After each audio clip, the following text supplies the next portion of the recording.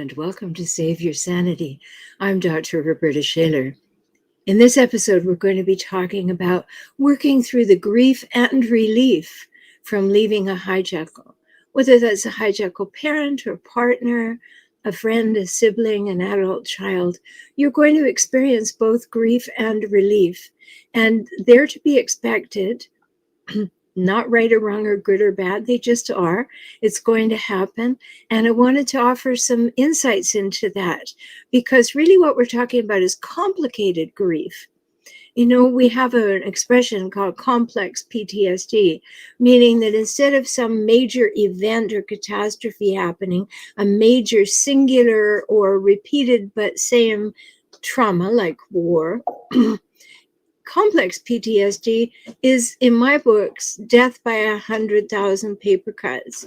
It's the little slights. It's the tearing you down, the dismissing you, the discounting you, the ignoring you, blame shifting, doing all the things that hijackals do to keep you in your place, exert coercive control, and make you feel small and insignificant, if at all possible. That would really make their day. And you've had that experience, I'm sure. You wouldn't be listening to the podcast. Now, there's over 300 episodes for you, so if you're new, I'm delighted that you're here. There's lots for you to explore. So complicated grief, it's a mix of emotions, it's anger and guilt and rage and sadness and loss of hope and just so many things, because you've had to make a big decision.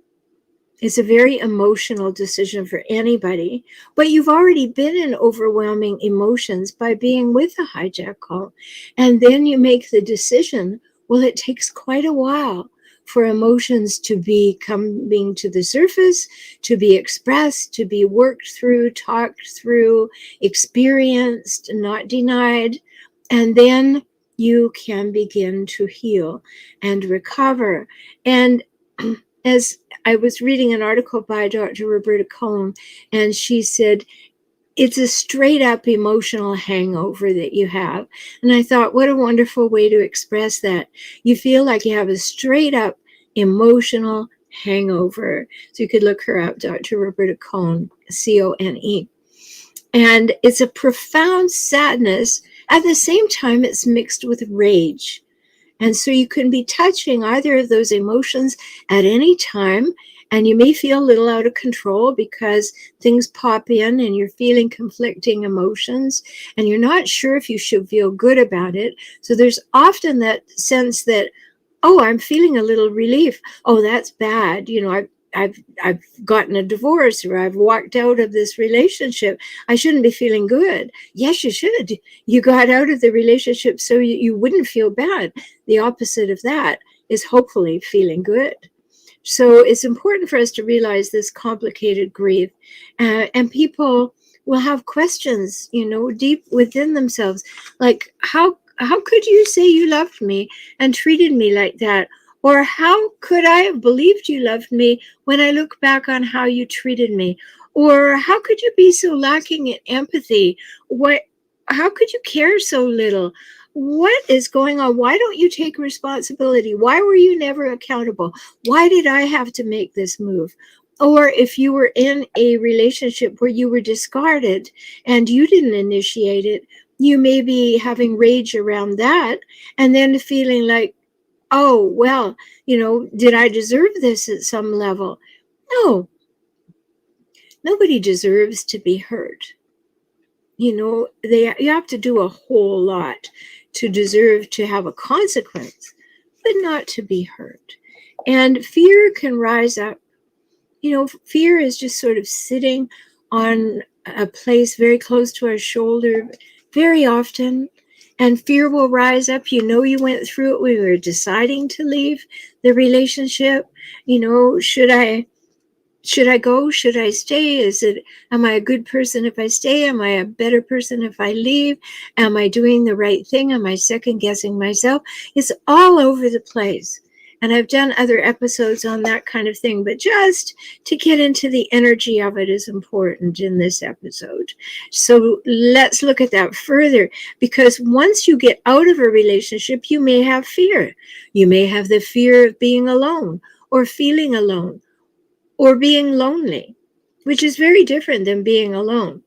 Being alone may be wonderful, but feeling lonely may not be so wonderful. So you may have a fear of that, or a fear of panicking. Can I manage on my own? Can I do this on my own? Can I make it? Is this a wise decision? Have I made a mistake? And so that doubt will come in, and the conflicting emotions that go with it. And, how am I going to be? Is this long term? I just signed up for leaving the relationship. What does that look like? How does that show up? So very, very important. And you're always going to be having that nagging question. Did I do the right thing? Did I really do the right thing? And hopefully that you got some help before you made the decision. And of course, if there was physical or sexual abuse, you may have made the decision very quickly, and you didn't need any help to make that because you knew that you wanted to preserve your own well-being. But you thought it through. Oftentimes I'll say to people who come to talk to me, I wish we'd talked before you did that. Because planning is important to getting the extrication. I have upcoming empowerment groups, 8 people in a group where we're going to talk about the different stages and give direct help in a group situation. And it's important for us to know how to execute my exit. That's one of the programs that's coming up. If that kind of thing interests you, you can find it at relationshipprograms.com. That's a new URL for us, relationshipprograms.com, where you can find all of my courses and everything that's available, and now these new empowerment groups. So you may have some fear, and that's appropriate. That's healthy. That says, okay, I can see there are some downsides to this. I don't have my head in the clouds. I can see that there could be some scary bits here. There are some scary bits here, and I'm up to it. I can manage it. And that fear can lead to depression. You may feel very sad sometimes. You may feel a little immobilized sometimes, but know what it is. It doesn't have to be a place that you build a condo and live. It's somewhere that you can pass through. And the same with the rage. Sometimes you will be feeling the rage. You don't have to completely demolish the living room, but you can write about it, what you're really angry about. You can go and stamp your feet. You can go for a run. You can do something, a bunch of jumping jacks or whatever, and feel that. And you're going to second guess yourself, and you're going to have doubt, as I mentioned earlier. But leaving a hijackal relationship is not doing anything wrong. Believe me, you're not doing anything wrong. You're doing something that's right for you and perhaps for your children as well. It's preservation. It's healthy. And so maybe you have some grief. You feel sad. You're experiencing a loss. Of course you are. You're experiencing the loss of a picture you had painted in your head of how your future would go, right? And you could see it playing out. And now that's not going to happen. It's going to be different. That's loss. Maybe you grieve that loss. You have sadness over it. Or maybe you are concerned about the hijackal. Well, they don't like me anymore. Well, good. That's good. You don't want them to like you, because then they'll hang around and then they'll want you back. And so they will engage in hoovering or love bombing. But you may have that fear that people don't like you. And so the hijackal goes into that category. And that's okay. If that's really true for you, own it. I don't like it that the hijackal is angry with me. But we'll get through this. We'll get through this. Or maybe the opposite is true. You're really sad that they're not sad. They're not sorry it's happening, or they're not sorry they did it to you. They don't care. And you may have grief about that because you've cared so deeply, and now you experience the fact that they don't care. So you have to work through that grief, or they still want to make you wrong. Now, when you are divorcing a hijack call, and I've talked about this a lot, and for the members over at my Emerging Empowered community, they know all about that, because when you're divorcing a hijackal, they are really attached to having you feel wrong. So they will do all kinds of things to say how terrible you are, how you shouldn't have done it. They will make up stories. They will make up lies. They will warp the narratives that they tell. They will triangulate through other people. They will become the purveyor of flying monkeys who are being sent to tell you what a mistake you're making. And if at any time you want to join my community, my empowerment, my Emerging Empowered community, come on over to joinintoday.com. Quite easy. You can find all of these things on my website, Emerging Empowered. So if you don't want to remember all of these pieces and all of these individual links to websites, just go to emergingempowered.com and have a really good look around over there. So grief, it shows up in so many ways. Maybe you feel badly because they blame you for their pain. Well, they've done that forever. Everything was always your fault. So don't expect it to be different now. You left me. How could you? How I believed in you. We took vows. We did this, we did that. Anything, any stick they can grab to hit you over the head, they will. And you will feel sadness. You will feel grief. You will feel loss. Then you will be second guessing yourself. Did I do the right thing? There's a piece of research out there. I don't have it to quote to you right now, but it shows that when people are leaving toxic or abusive relationships, they can leave up to 7 times before they stay away for good. I want to help you get it right the first time. I really, really do. Think it through carefully. If you want to work with me, go to beaclient.com, beaclient.com, and I'm happy to help you do that. But think it through carefully. Don't do anything spontaneously unless there is physical or sexual abuse, because it serves you well to think it through first and to get some help if you need it. And then you start asking yourself other grief questions. Should I have hung in longer? What if they change? Well, they didn't change the whole time you were with them. Do you honestly think they're going to change now? And this is just a little aside, but I get asked this question all the time. I left my hijack call. This is in romantic relationships mostly.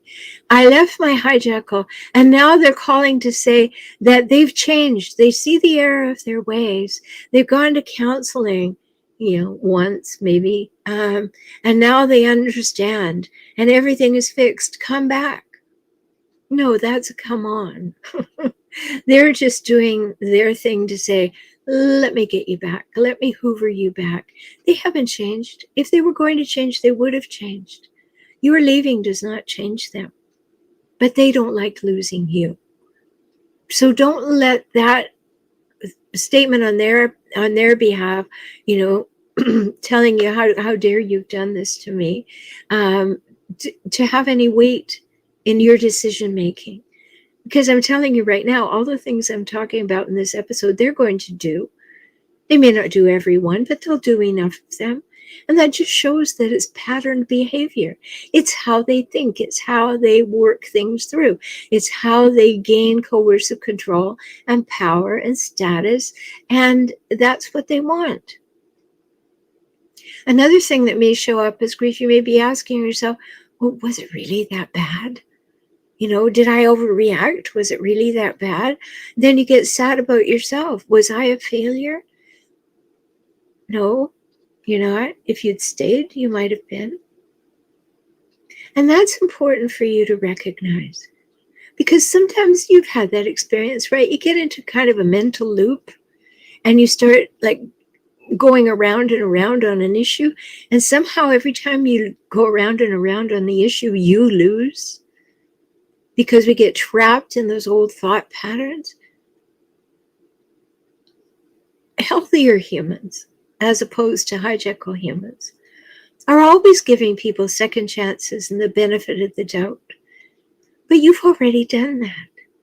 You have made a decision to leave. And these kinds of questions are going to be coming up for you. But that doesn't mean that you need to answer them by considering going back into the relationship. Don't be afraid of grief. It's something that you walk through. If you try and go around it, it'll be sitting there waiting to get you later.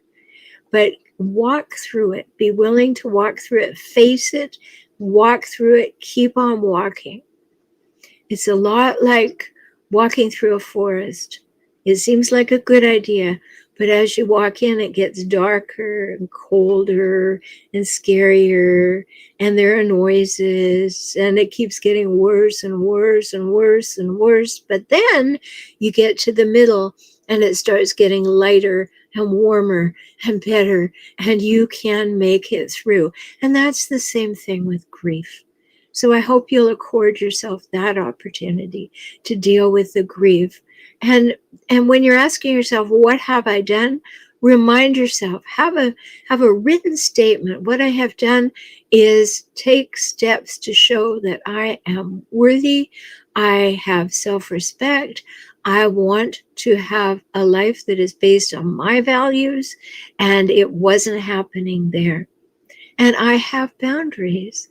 And I have boundaries, and I know so because I have non-negotiable boundaries that have consequences that happen. And by the time that you have left a hijackal, you are clear that your boundaries have been crossed. I know that. You may not have all the words for it because you're in such a depleted state, but you have been really beaten up emotionally. And hopefully not in too many other ways. Verbally for sure. And that follows into the emotional. And then relief. You may feel that you don't deserve relief. That somehow you're not a good person if you feel relieved that you're out of this situation. So know that there are things that you will not have to deal with anymore. You will not have to be hypervigilant. What are they thinking? What do they want? What are they going to see when they come in here? What kind of day did they have? What mood are they in? How is the response going to be? Did they drink? Have they been drinking? What are they going to think? Is anything out of place? I mean, that level of hypervigilance is depleting. And it means you're constantly thinking about the other person, which gives them control. And so when you can experience the relief of, this is my house.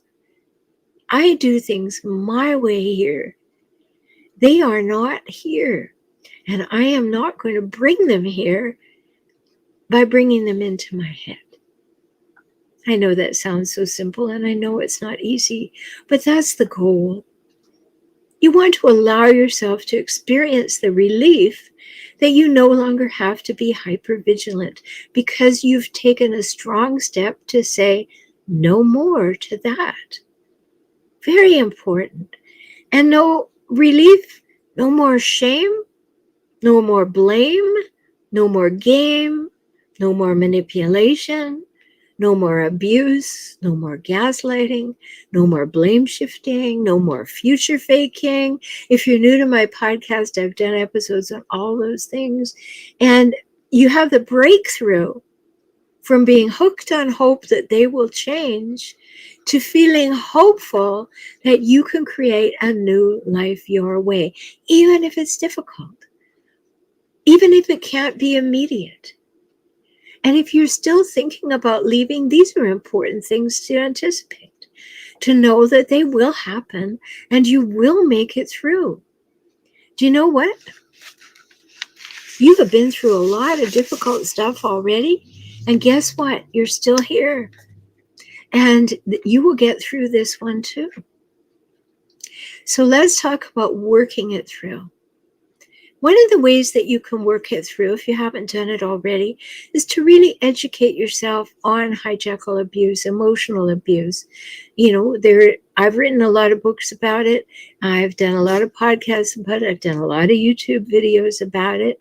You can go to youtube.com/for FOR relationship help HELP. You can see 700 plus videos I've done about it. Educate yourself about it. So just in case you need that reinforcement, you can go and watch a video or listen to a podcast by someone who knows and say, yeah, that's why I left. Yeah, that was awful. Yeah, I'm not going to put up with that anymore. No, I'm not welcoming that into my life. And that will remind you of the traits of hijackals, the patterns and the cycles of hijackals. And you will remember what you said no to by leaving. And sometimes we need to be reminded. And like I said, no, you will survive. You've survived everything that was hard in your whole life, and you're still here. So you will survive this too. You are stronger than you might think. And the more that you take some note of the things I'm suggesting, you will feel even stronger. And get help. It's difficult to go through things without somebody who isn't going through it, but will walk through with you to see where the pitfalls are and the minefields, and when you need a helping hand and a lift up, and to applaud you when you're moving forward. And that's important. If that's something that you want, and you want to work with me, I do offer a 1-hour full session to brand new clients for only $97. You'll find that at beaclient.com. beaclient.com. So what would you get help for? Because you have some feelings. And you don't want to bottle up the feelings. You need to feel them, because remember, you're going to walk through that forest, and it's going to get darker and colder and scarier as you walk to the middle. And then, about that moment is probably when you left. But you need help remembering that it's going to get better, and that you're planning for what you're going to do as you get out of the forest. And you're cementing those lessons that you've learned about what you never want again on that journey. And so you don't want to deny the feelings. You don't want to distract from them. You don't want to deflect from them. You don't want to bury them. They'll just be waiting for you to fall in again. The very best thing to do is to handle them. And you need help to do that in most cases. A good friend is helpful, but they are on your side in a way that says, I'll join you, I'll jump in and say, that was a terrible person. But is that really the help you need? No, usually it's professional help you more. So you want to go through this, not around it, because you don't want it to be a pitfall that you could find yourself in at any time. You want to know it's in your rearview mirror. It's been taken care of, right? You don't want to say, oh, it's waiting around a corner to jump out and scare me or grab me, and then I'm going to go into that rabbit hole and I'm going to feel terrible. No, you want to be in charge of the process. So go through the feelings, not around them. I know, it can be scary, but it's important. You don't want them lurking around to grab you in some unsuspecting moment or to sabotage something important because they weren't worked through. And then you want to practice self-compassion with compassionate self-care. Self-care is not selfish. I say that almost every week. Self-care is saying, I deserve my time. I deserve my energy. I deserve to know who I want, who I am and what I want, what I need, what I prefer. I need to know how to express that. And if I don't know what it is, I won't express that. So show yourself that you deserve compassionate self-care. And you don't have to make anyone wrong to know they're not right for you. And I made a meme of that, at facebook.com/hijackals. I made a lot of graphics for you. Things that will allow you to just have a stop and think or consider and write about it. Or if you're looking for something to share in a group on narcissistic abuse or anything to do with emotional abuse, there are a lot of them there that you can share. Facebook.com/hijackals. So working through the relief, you kind of have an idea about working through the grief, but working through the relief, to know that you're not a bad person because you walked away. In fact, you're a brave, strong, courageous person who knew what to say no to and said no more. And see yourself that way. Treat yourself that way. Remind yourself that it took courage and strength and bravery to say, I don't want that relationship anymore. I want something different, more positive, more uplifting, more supportive, more equal, reciprocal, and mutual. And I want it to be based on honesty, safety, trust, respect, and reliability, so that we have a chance at a relationship that is healthy. And I often remind you, and I will again right now, if you haven't listened to the Save Your Sanity podcast number 115, the 3 must-haves of a healthy adult relationship, do that, because you need to know what is the basis of a healthy relationship, and you'll soon see that none of those things were available with the hijackal. Now, working through the relief, I've often said, when a hijackal gives you the silent treatment, enjoy it. The reason that a hijackal does that is they think that if they withhold their mighty selves from you, that you will apologize for things you haven't done and beg them to talk to you and therefore give them your power again. But when you are leaving them, know that you're going to have a longer respite than the silent treatment. You're going to lock your doors and be perfectly alone. Even if you're there with your children, all of you will be alone from the hijackal, and it will be a respite. It will be a place where you are safe for a while. Yeah, they don't often go away quickly. They don't go away well, that's for sure. And there are things to work through, but you're on the right path by leaving them. I'm not advocating that everybody leave. I'm just saying if you are leaving them, know then that there is relief in knowing that they're not coming by sometime soon.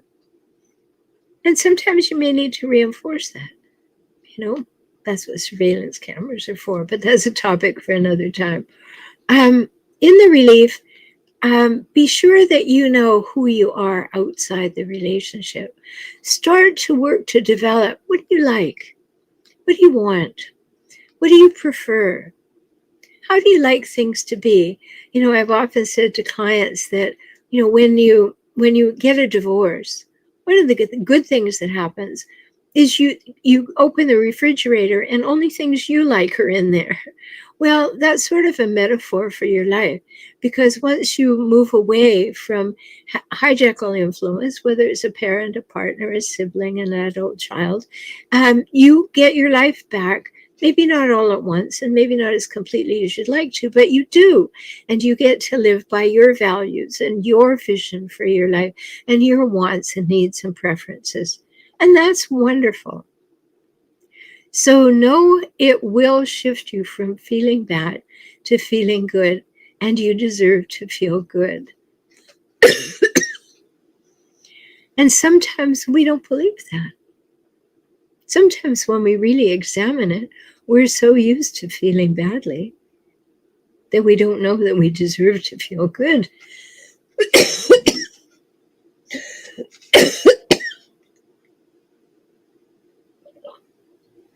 Excuse me, I'm getting over COVID. So some days there will be overwhelm.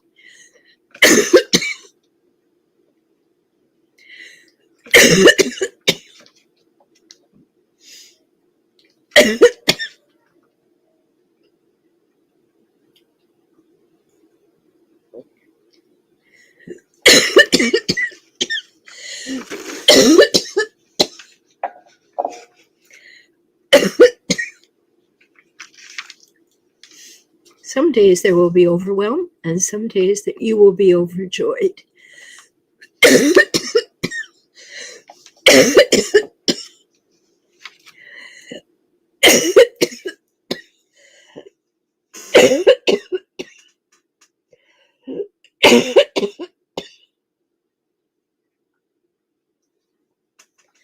Right now, I'm not overjoyed. You may be able to figure that out.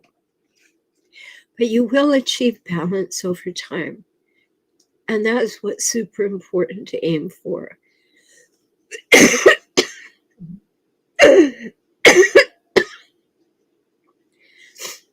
It's important to know that you can get there. And if you get help, you'll get there sooner.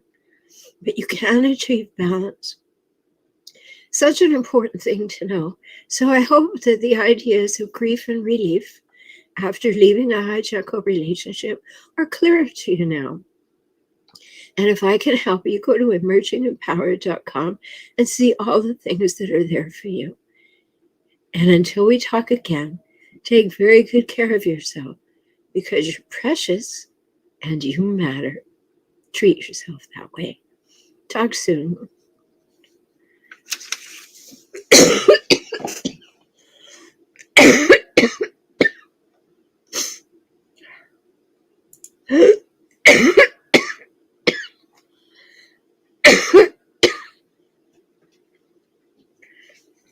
Oh, sorry about that. Yes, it feels as bad as it sounds. I can assure you of that. Hi, John. Hi, Rita. So, let's see. John says, grief from a hijackal has magnified suffering in my mind.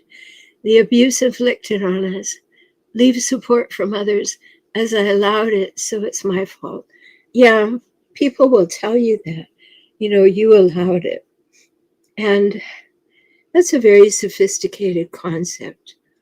Maybe you didn't do anything about it because you didn't know what to do. Or maybe you came from a hijackal family, so you thought it was okay. You didn't like it, but it was familiar. And those things will happen, and it'll feed into that. And it's important to understand, you're just having a feeling. It's not right or wrong or good or bad. So important to recognize.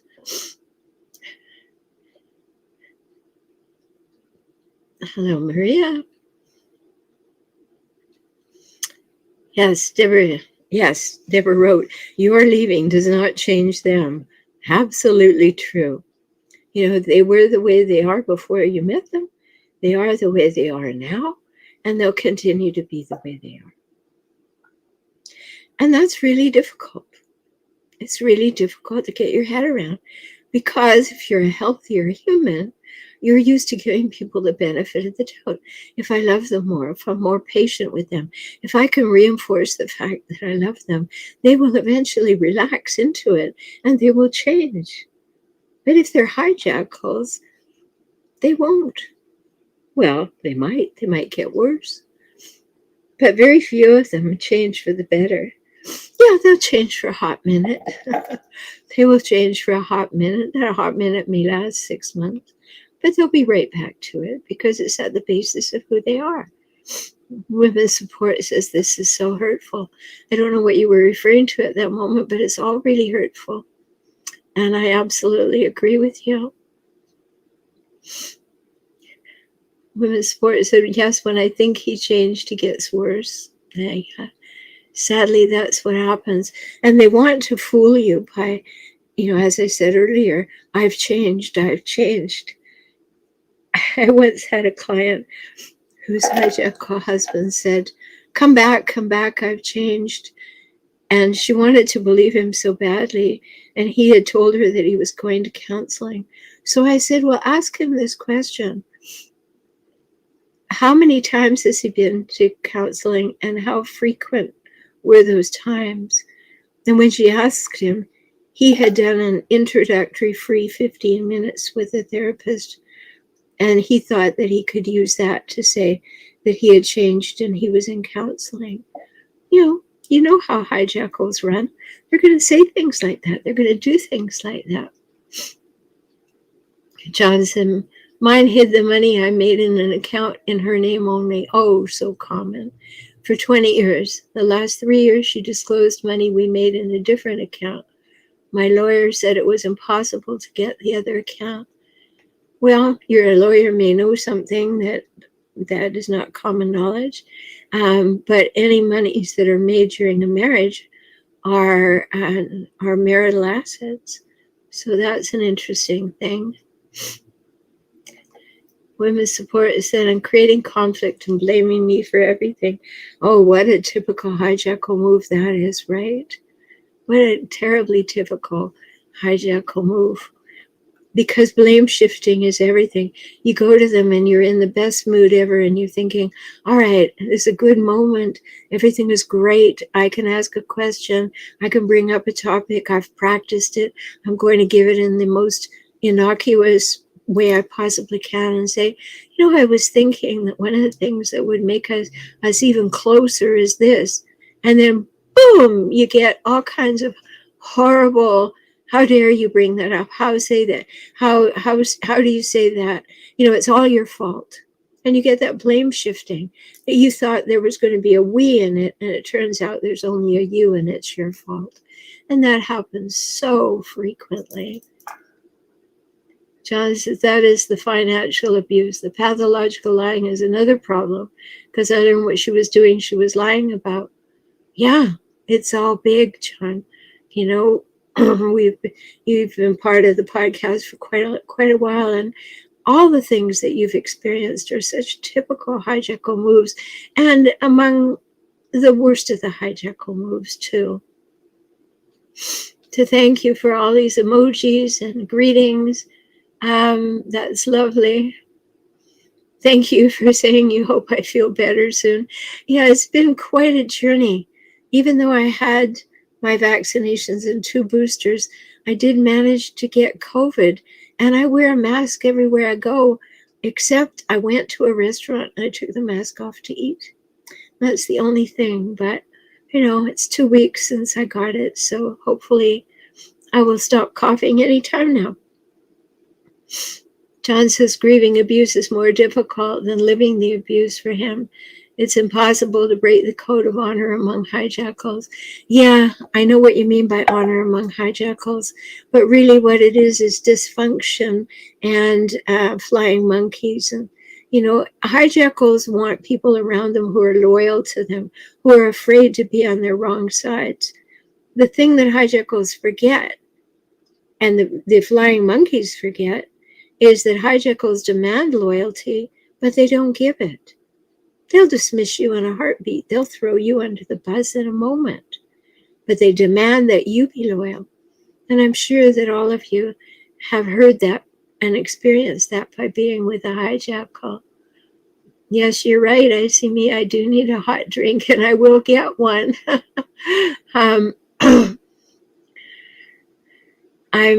You're welcome that I did the chat, even though I am not completely healed. But Rosa says, I wish I could make you a hot cup of tea or hot chocolate. I will treat myself well. I have been. Deborah says, awesome words of wisdom. I'm left feeling hope as I continue to walk through the grief of a relationship I really wanted but couldn't have. Yeah, it wasn't good for me. I'm so glad you see that, Deborah, because love is never wasted or lost. We may have loved someone, but some people are meant to be loved from the other side of the planet. You know, it's not that you have to stop loving them. You have to stop being engaged with them.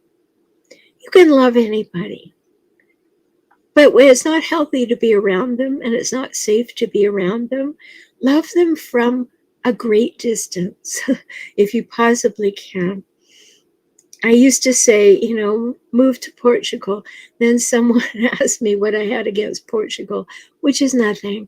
But, you know, you want to be far away from them emotionally. And if you can create geographical distance, and I know you can if you have children, it's a good idea because they're basically lazy. So if you are hard to get to, that's a good idea. Yeah, thank you, millennials. I will keep fighting the good fight. Some days it doesn't feel like a good fight, but it just definitely is a fight. That much I know for sure.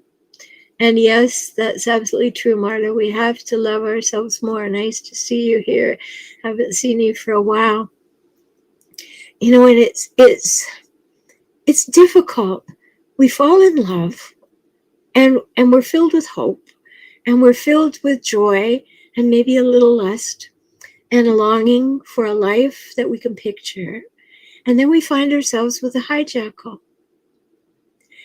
And we keep wanting to believe that the hijackal will change, or we can maneuver the relationship into a better place, or we can love them into more stability, or all of those things. That's the crux of my work, is to show you all of these patterns, traits, and cycles so you can realize it's not you. You're not doing something wrong. You're not a bad person. It's them. And they will tell you you're doing something wrong all the time. And they will tell you that you're a bad person. Don't believe them. That's projection on their part. And I know I can say that and it sounds so easy. It isn't. It takes work to honestly examine your own behavior and say, I gave it everything I had. I really did. And it would never be enough. It would never be enough. So there's no fault on my part. I gave more than I had to give, probably emotionally. I'm drained, I'm exhausted, I'm worn down, torn down, and been put down far too long. And yet it didn't work, nor should it have worked, because it was unhealthy. And that's important. You know, Rita says, you can never love someone you fear. It's not possible. The walking on eggshells is not a life lived. Hijackals are to be feared. Yes, and when you feel you have to fear somebody, put a lot of distance between you. It's not easy to do, but put distance between you. And if you can't put geographical distance, put boundary distance. It's so important because, you know, Rita's absolutely right. You can't really love someone you're afraid of because those two things can't exist together. And it's important for us to think that, okay, I can be a loving human to anyone and everyone, but there has to be reciprocity. That's the second must-have of a healthy adult relationship. There is no reciprocity when you're with a hijackal. There is no mutuality. There is no equality. Equality, reciprocity, and mutuality are the three must-haves, and you won't get them. And absolutely, as Dale just said, even boundaries are hard to do because they ignore them. They walk all over them. They don't believe you. They laugh at them. They say, ha, you know, who do you think you are? You don't tell me what to do. You're not the boss of me. You know, all of that kind of thing. And you have to have boundaries that are airtight and have consequences, and they never vary from the consequences being enacted. One of the worst things that you can ever do with a hijackal is set a boundary and a consequence and not follow through, because you just taught them that your boundaries have no teeth. And maybe you've done that before, but don't despair. Just set another boundary and make sure the consequences occur, you know? And then that's a big wake-up call for a hijackal. You really meant it? I didn't think you did. And then we move in a different direction. But they have no desire to honor your boundaries. They don't even want to hear about them because they don't care about you. Remember, hijackals don't have love to give you. They have uses for you. And I know that sounds terrible. And yes, it can feel like love. Love bombing feels like love. When they soften because they're afraid of losing you, it feels like love. You know, there can be loving looks that occur. It's not totally devoid of anything that looks like love, but it is not a loving relationship. It is a using relationship. They're using you to get what they want in life, whether that's obedience or somebody to do their laundry or somebody to pay all the household bills or whatever. I was saying to a client today, there's never anybody who falls in love faster than a homeless narcissist. They'll fall in love with you, move in with you, and then say, you go to work and keep me in the style I'd like to become accustomed to. These things actually happen. And it's important for us to realize that. You don't have to make these people wrong, as I said earlier. And there's a meme of that at facebook.com/hijackals. You don't have to make someone wrong to know they're not right for you. Stop focusing on them and turn in a new direction for yourself. If you put all your energy into, ain't it awful they done me wrong, you're going to get stuck in there. Start moving toward, what would I like to move toward? What can I do now that will help me move in a positive direction? And be focused in that way. You don't want to use your energy being angry and upset and fearful and all those things. You want to be focused. Focus on forwards. Okay, all that's happening, but no, not where my energy is going. And that's what allows you to work through the grief and find the relief and celebrate. So go on over to emergingempowered.com and you'll see all the things there. Everything that I do is there. I give you these other URLs just to help you get somewhere fast. And know that the new programs that will run many times a year, there are 4 new programs. 2 of them are starting in October. There's a 12-week program with only 8 people in it, so that we'll do it all together. There's a 12-week program starting in October, and it's on Should I Go or Should I Stay? My Big Decision. The course is called My Big Decision. Go or stay. And also in the middle of October, the second cohort is going with 8 people, and it is going to be about executing my exit. What do I really need to do to leave? What ducks do I need to have in a row? And how can I help you to know what your next steps are?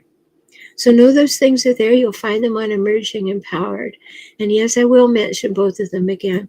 October 12th, 2022, we're starting the My Big Decision course.